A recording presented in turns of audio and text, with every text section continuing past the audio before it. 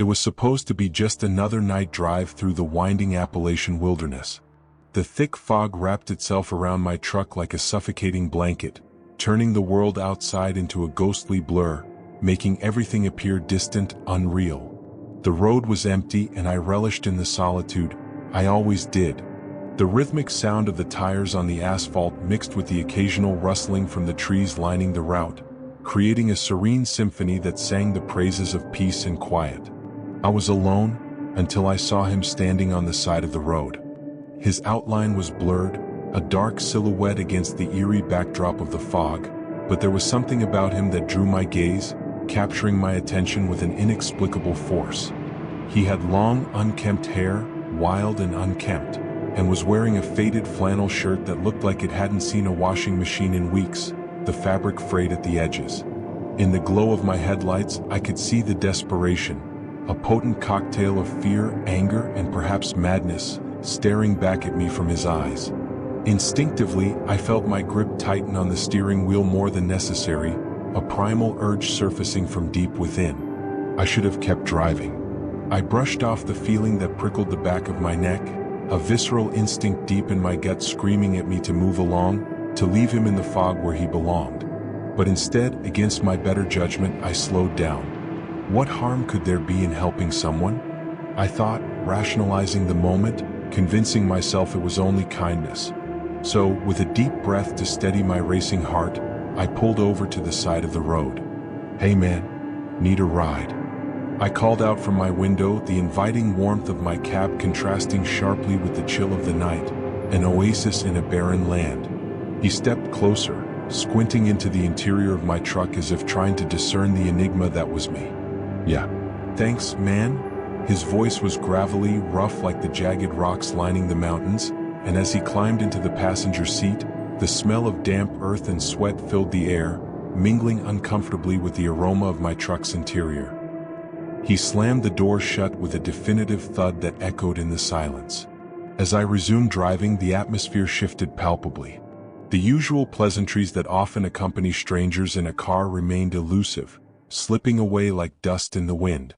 There was an unsettling silence that settled between us, thick and heavy, punctuated only by the rustle of trees swaying in the whispering wind outside.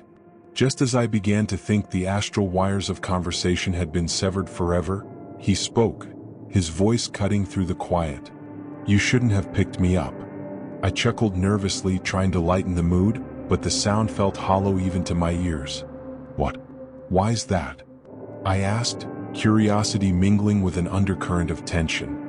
His gaze turned hard, focused, boring into me like a distant memory clawing its way back to the surface. "People don't understand. They lose themselves out here." A shiver traced my spine, and I decided to break the weightiness of his words that hung between us like a thundercloud threatening a downpour. "Well, you've got company now. You're not lost anymore." I forced a smile, but somehow it felt plastic and strained, my heart pounding a frantic tempo against my ribs as I tried to convince both him and myself of the truth of my words. He didn't smile back. Instead, he turned to look out the window, the fog swirling like restless souls trying to escape the despair of their own reality. I glanced over at him from time to time, catching the way he absent-mindedly drummed his fingers against his thigh, maintaining a rhythm that I couldn't hear, or perhaps didn't want to. The air felt stifling, oppressive under the weight of the moment. Every so often, I caught a glimpse of something flicker in the periphery of my vision. Shadows leaping among the trees flanking the road, glimmers of movement that could have easily been the figments of my overactive imagination. But then it struck me, it wasn't just the shadows that were unsettling. It was him, more specifically, the way his head kept turning, eyes darting suspiciously into the darkness with an intensity that made my stomach churn uncomfortably. "Where are you headed?" I asked, striving to pull myself from the spiraling darkness that was slowly encroaching on my thoughts. "Just getting away." "From what?" I pressed, curiosity battling with an instinctive caution. His smile surfaced then, but it twisted his features in a way that made my palms sweat against the steering wheel. "From what it means to be found." A heavy silence enveloped the space between us, the fog thickening around the truck like a shroud. I tried to laugh again, but nothing came out, the attempt suffocated under the weight of dread and uncertainty. It felt like I had driven right into a tangled web of unseen menace, one that tightened its grip with every passing moment. I could feel the energy shifting within the cab, a tension crawling through the air like an unwelcome guest poised at the edge of sanity. I couldn't help but steal glances at the clock. The minutes ticked away like molasses, thick and syrupy, stretching time into an agonizingly slow passage. Suddenly, without warning, he snapped his head toward me, his darkened eyes glinting with something fierce and frantic. "You don't know what shadows lurk in the woods, do you?" "What?" I stuttered, my heart racing in disbelief, the beat echoing in my ears. He leaned in closer, the space between us shrinking dramatically, his voice a whisper almost lost to the hissing of the tires against the wet asphalt. "Sometimes they come for you, and dressed in a cloak of kindness they get close, and it gets dangerous." The way he spoke sent icy chills down my spine, his words curling around me like tendrils of fog, wrapping tight until breathing felt labored. It felt like a warning, a twisted prophecy of doom unfolding right before me. I pressed down on the gas pedal, eager to outpace whatever darkness took root between us, but it felt as if the landscape itself curved inward, closing in on my truck, the familiar hills now hostile and unfamiliar. And then, just as abruptly as he had entered my life, he looked out of the window again, staring into the abyss beyond as if it held the answers to questions I hadn't dared to ask. "Can you feel it?" he asked suddenly, a fervor lacing his tone. "The presence." I turned to him, my hands gripping the wheel so tightly my knuckles turned white, the blood draining from my fingertips. "What presence?" He pointed out into the fog, eyes wide, pupils unnaturally dilated, a haunted look residing where there should have been serenity. "The Watchers, they can see you." The words hung heavy in the air, wrapping around my mind like ivy creeping up a wall, choking at the sanity from my already fraying thoughts. "Stop the car." His voice was low, almost a command wrapped in certainty. My stomach dropped, a weight anchoring me in place. "What?" "Stop the car," he ordered, his tone steady, too calm for the spiraling terror clawing at my insides. I hesitated, uncertainty pooling in the depths of my gut, wrestling with the primal survival instinct. But then, against every rational thought, I complied. The engine idled, and the eerie sounds of the wilderness filled the void left by our conversation, amplifying the isolation. He turned to me, expression unreadable, and then reached for the door. Just before he opened it, he leaned in close, a smirk dancing across his lips, whispering in a chilling tone that reverberated in the confined space, "You know that regret is a heavy burden, make sure you leave it behind." And with that, he slipped out of my truck, leaving the door swinging loosely in the wind. Before I could form any words or question his abrupt exit, he melded into the darkness of the trees, swallowed completely by the fog as if he had never existed at all. Minutes stretched into an eternity as I sat there, confusion tearing at my nerves like an animal gnawing at a bone.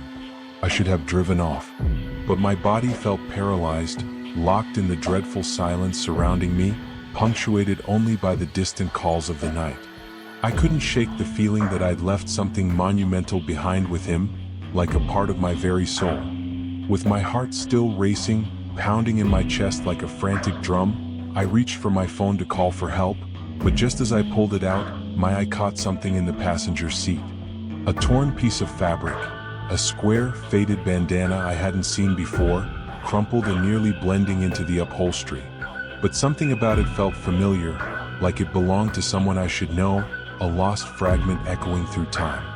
I barely had time to consider the implications when a sudden thud against the side of the truck startled me. I turned in a rush, half expecting the hitchhiker to have come back, but instead there was nothing, just the heavy fog outside, plunging everything back into an unsettling silence. I felt a creeping terror seep into my bones as I turned my gaze back to the bandana, my instinct screaming at me to look away. Was it his?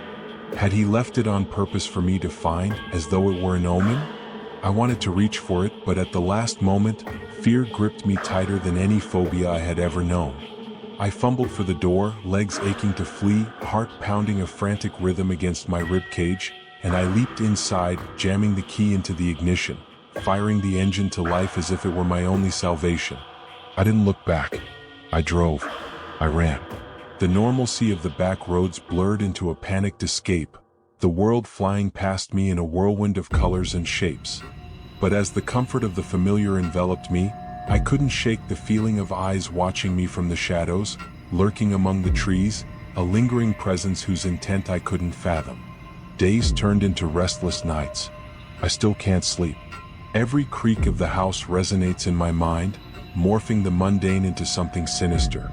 Every time I close my eyes, I can see him in the rearview mirror, eyes glimmering in the darkness like a beacon, urging me to remember what I've tried so desperately to forget.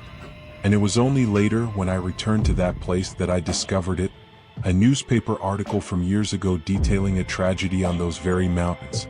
A teenager who vanished without a trace, a life swallowed whole by the wilderness. Dressed in a flannel shirt like the one my hitchhiker wore, a haunting image that sent chills racing down my spine. The realization washed over me like ice water, an unforgiving tide that submerged my senses. The man I picked up had never been trying to get away. He'd been trying to come back. If you've ever experienced something that made you question everything you thought you knew about the world, about yourself, perhaps this channel might be meant for you. Subscribe to The Dark Witness. Here, every memory drips with a raw, unsettling truth you won't shake off easily. I still haven't found a way to silence the shadows.